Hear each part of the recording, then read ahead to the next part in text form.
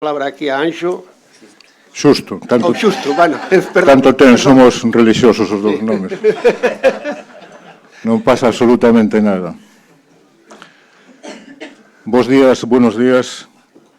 Zarpamos, bienvenidos a bordo. Bienvenidos a Galicia, que es el centro del mar. Saludo desde aquí a todos los pueblos de España. Bienvenidos a la capital de la pesca española y europea durante los próximos 3 días, una zona que aporta casi el 2% de la pesca europea. Yo prefiero llamarle Congreso. Bienvenidos al 26º Congreso Pesquero. Quiero saludar, distinguido público, a todos aquellos que ahora mismo están inscritos o asistentes que nos acompañan con la difusión de Internet desde otros puntos de Europa y América. Me consta que en Bélgica, Argentina y otros lugares están sintonizados. Ensanchamos horizontes desde el centro del mar. Desde hoy, 24 expertos, profesionales y dirigentes analizarán gran parte de los retos de la pesca y perfilarán rumbos a posibles soluciones. Ponentes, moderadores e investigadores participan en un simposio consolidado, inevitable e ineludible, una referencia nacional y europea de divulgación, información y debate. En mi vida profesional he navegado en paralelo a estas jornadas. En el año 1995 encontré la entrevista que le hice a Jesús Basanta. Ahí empieza todo, el origen. Sois un pueblo innovador en Celeiro, y lo digo bien alto, incluso con innovaciones infrecuentes, como tener un sacerdote como patrón mayor, el difunto Gradaille. Nunca tal se vio en la historia de la pesca. Amigas y amigos, queridos oyentes, no descubro nada si digo que el momento es delicadísimo. Tenemos que apropiarnos del relato. Si no, estamos perdidos. Necesitamos fletar 2 barcos, una pareja, como las parejas que fletaban los armadores de Bouzas. El barco de los datos, insuficiente, y el barco de las emociones. Los 2 barcos no pueden pescar en solitario. Quiero empezar por los últimos datos que he constatado, y los datos tienen que ser claros y exactos. Primeros datos, lógicamente, incompletos. Burela. Los que iniciaron la marea, en octubre, el rendimiento por día pasó de entre 60 y 70 cajas de merluza a entre 25 y 38 por día. Es decir, no llegan a 40. Datos que me ha facilitado la Cooperativa de Armadores de Vigo.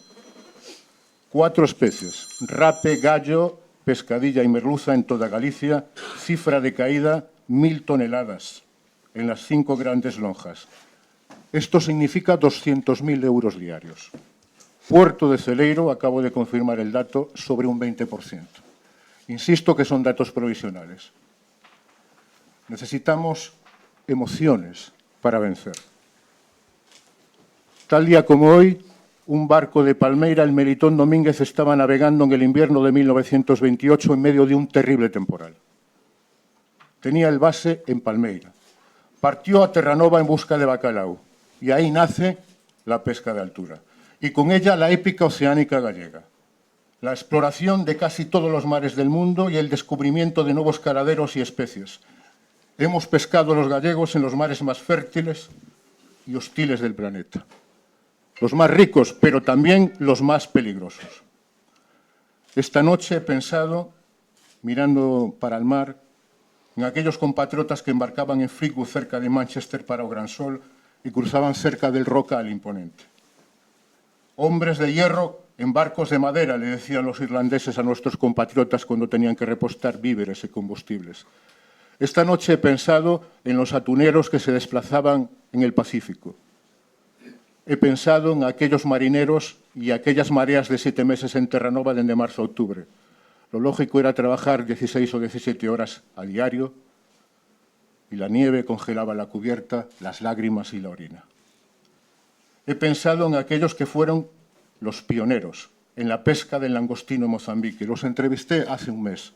Marineros de Marín que tenían por armador a un torero de Huelva, chamaco.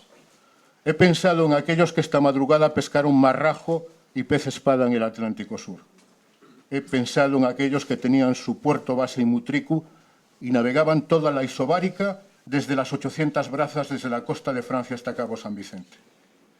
He pensado en aquellos que pescaban al palangre, pescaban mero en las Azores. Castletown, Walvis Bay, Malvinas, Maracaibo, Senegal, San Pierre y Miquelón, Flemish Cap, Guinea-Bissau, Mauritania. A todos esos lugares hemos llegado. Algunos los hemos situado en el mapa. Escribió Camões, por mares nunca navegados. Yo reclamo orgulloso esos viajes, esas navegaciones a espacios insólitos. Reclamo la voluntad y la grandeza de aquellos hombres que inventaron la pesca de altura, que es nuestra épica gallega. Cada país tiene su épica. Estados Unidos reclama la conquista del oeste y Rusia vuelve permanentemente a la Segunda Guerra Mundial. Nuestra épica es la exploración de los mares. Aquellos seres admirables que con coraje y valentía navegaban, a veces con la única ayuda de un sextante. Hoy en Celeiro están todos aquí en espíritu, están todos aquí en memoria, como también las víctimas y los desaparecidos del Villa de Pitancho. Voy a utilizar el plural majestático en toda mi intervención. No he llegado aquí por casualidad. Quiero recordar que mi bisabuelo tuvo un patache que surcaba el Cantábrico con mineral de hierro desde lugares como este. Mi tío fue secretario de una cofradía de pescadores y propietario de un cerquero. Y un primo hermano de mi abuelo materna inventó el alador del palangre. Hace hoy exactamente 50 años. ¿Cómo es el destino? Un invento trascendental. Ahorró trabajo, ahorró vidas humanas y dotó de mayor seguridad a los marineros. Se llamaba José Mosquera Pérez, Pepucho Mosquera. Vengo, amigas y amigos, de un pueblo de acantilados. Vengo de un pueblo que fue estrictamente palangrero. Palangre de fondo. Llegamos a tener 40 unidades. Llegamos a pescar el 15% de toda la merluza que se desembarcaba en Galicia, un pueblo de 1.500 habitantes en el corazón de la Costa da Morte. En el pueblo de donde yo procedo, el hecho diferencial fue el control colectivo de los recursos marinos por un sistema de cooperativas. Se llamaba la compañía, al margen de las administraciones. Un pacto interno y no escrito. Todos los barcos pescaban en diferentes zonas sorteadas por un bombo de lotería, independientemente del tamaño y de la eslora y del gasto en seguridad social y en gas, se repartían. Es la tesis que defiende la Premio Nobel de Economía Elinor Ostrom, la primera mujer que fue Premio Nobel de Economía en el año 2009, y que dice: confiemos en la gestión de los recursos comunes, como por ejemplo la pesca, por parte de la autoorganización de la sociedad civil. Será sostenible ese recurso, el recurso común como la pesca, sin caer en el colapso. Pueden ser gestionados por el sector. Hoy en día esto suena, evidentemente, a utopía o a fantasía. Lo más sorprendente de las restricciones es que afectan a artes como el palangre, el más selectivo, de escaso impacto sobre el medio marino y baja huella de carbono. Pero sería injusto particularizar los vetos de la Comisión. Afectan en forma y fondo a toda la pesca gallega. Nuestro sistema na Costa da Morte non foi fácil ni gratis. Palangreros de fondo conviviendo con cerqueros de Camariñas, volanteiros de Fisterra ou rastreros de Muros ou bous franceses. El pasado domingo por la tarde, antes de preparar estas palabras, estuve con un viejo armador herido de muerte por un tumor. Se va despidiendo, abrazándose de los trozos de barco que tenía. Le encantaban los barcos muy marineros, con una obra viva descomunal, muy anchos. Sus hijos dicen que daría positivo en salitre si lo parara la Guardia Civil. Fue marinero, fue patrón, fue armador. Tocó todos los palos del flamenco del mar, desde la bajura hasta la actualidad. Ahora tiene 2 barcos, qué curioso, un arrastrero y un palangrero. Donde él nació no hay ya elecciones en la cofradía. No hay gastos, no hay ingresos, no hay lonja, no hay subasta. Su localidad llegó a tener un censo de más de 500 marineros. Ahora quedan 10. Una desfeita, como decimos en estas tierras. El último cerquero fue desgazado hace 10 años. Estuvo activo desde el 68. Con él terminaron estirpes del mar, las que vieron tarrafas ateigadas de sardinas. Luego el armador se trasladó a Ribeira, donde hizo un máster en prohibiciones, expulsión del Banco Canario Sahariano la crisis del recorte del lirio, hasta llegar a la crisis que yo llamo del 87. Pero se adaptó, como el sector, como el resto del sector. Cada vez más restricciones, pero conservó la sostenibilidad en el recurso, porque de la sostenibilidad social y humana aquí nadie habla. Fue responsable como el resto del sector y llegó al rendimiento máximo sostenible, que palabras tan duras, en aquellas especies con TAC incluso un año antes. Durante la pandemia fue modélico, ya enfermo, como el resto del sector. Fue responsable al máximo. El sector no ha solicitado el Premio Príncipe de Asturias, no ha solicitado aplausos. El sector no paró un solo día. En condiciones de máximo riesgo abasteció a los grandes hipermercados del país. Pregúntenle a los grandes hipermercados cuánta merluza llegaba desde este puerto y del vecino puerto de Burela.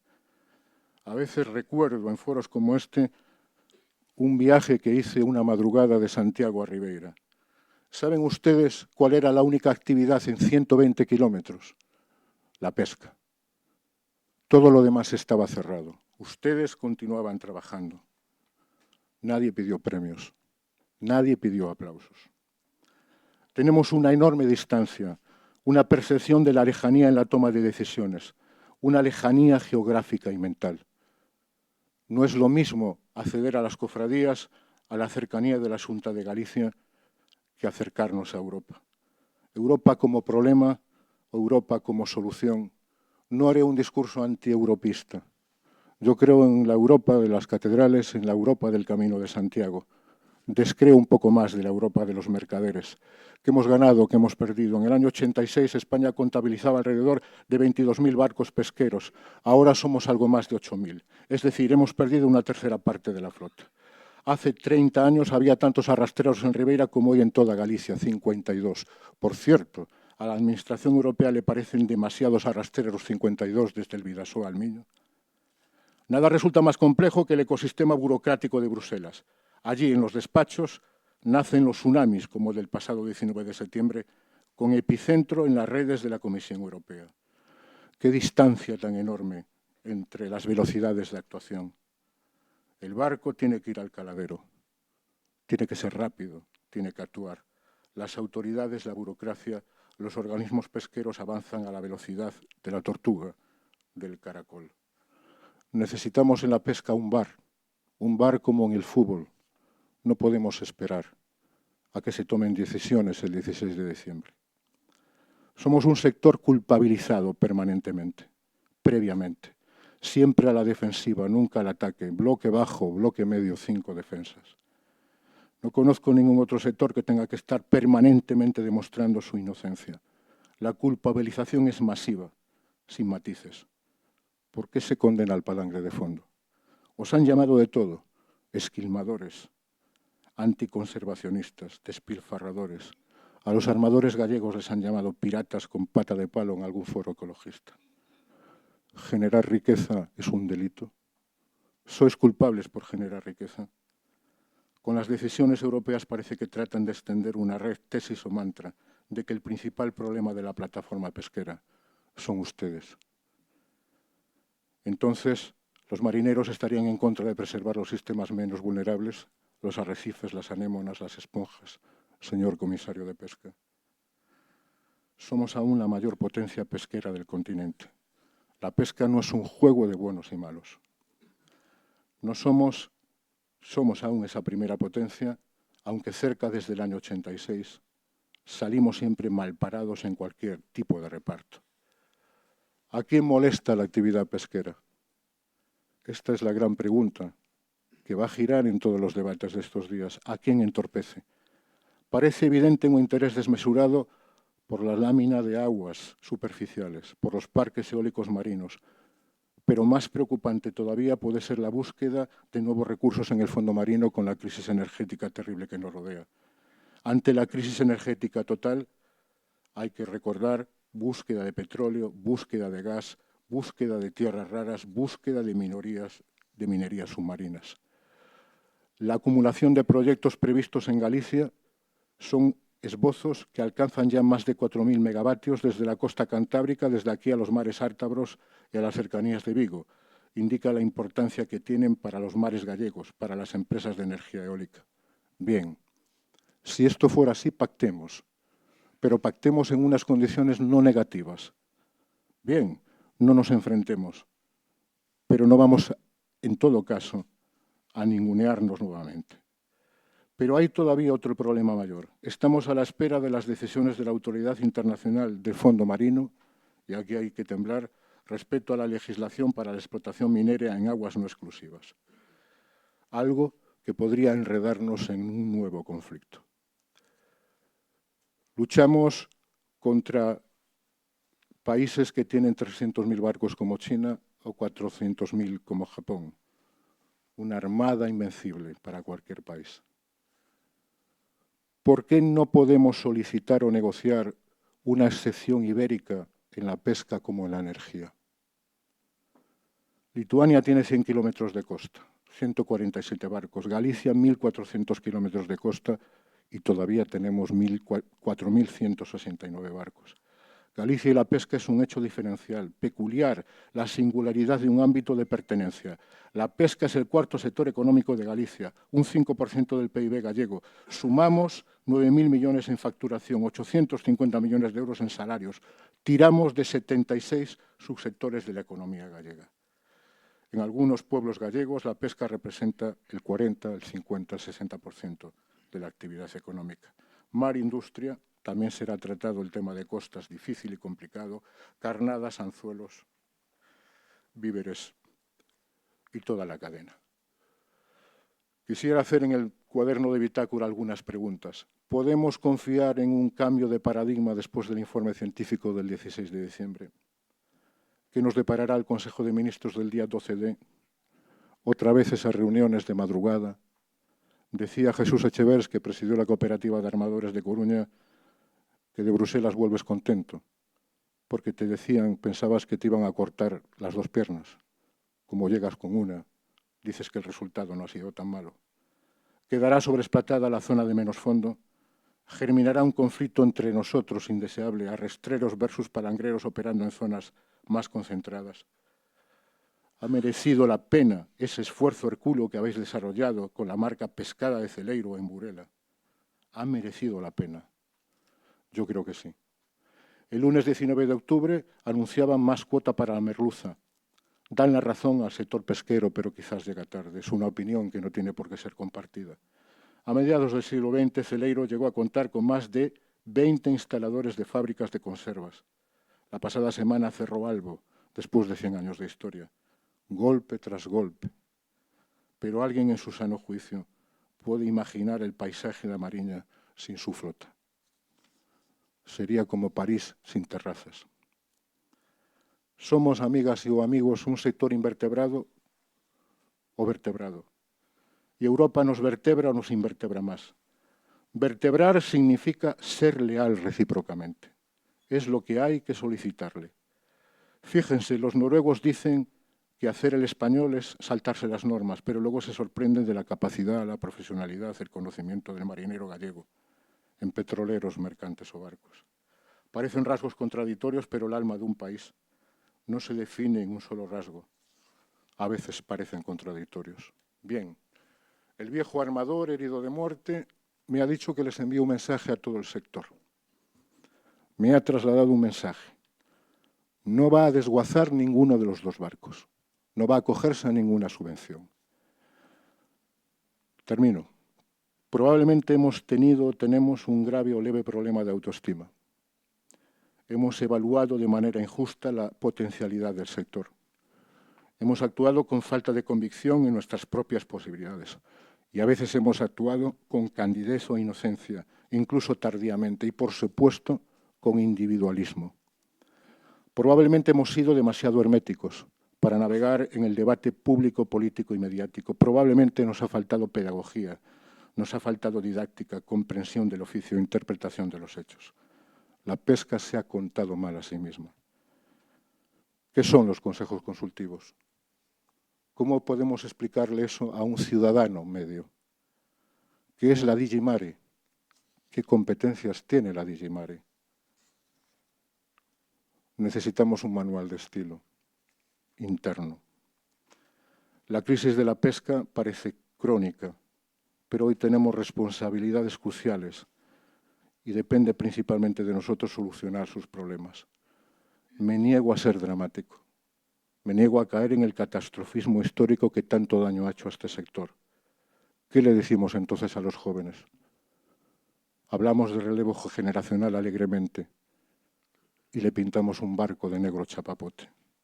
No podemos trasladar ese mensaje. Después de cada noticia pesimista debe haber una noticia optimista. Dejar una puerta abierta. Queridos oyentes, la esencia de la historia y de la economía no es la permanencia, es el cambio. Nos adaptaremos. En Celeiro ya hay ejemplos. 7 barcos que han pasado a ser volanteros. Pero es insuficiente. No hay ningún destino inevitable ni escrito. Nunca dejaremos de pescar porque nunca hemos dejado de pescar en 2000 años.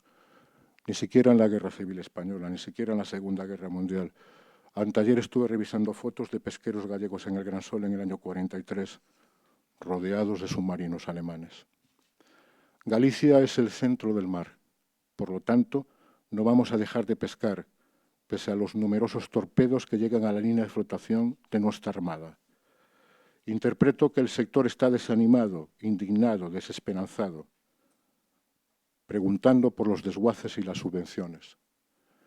He realizado en los últimos años más de 100 programas, desde Aguarda hasta Celeiro, y lo he detectado.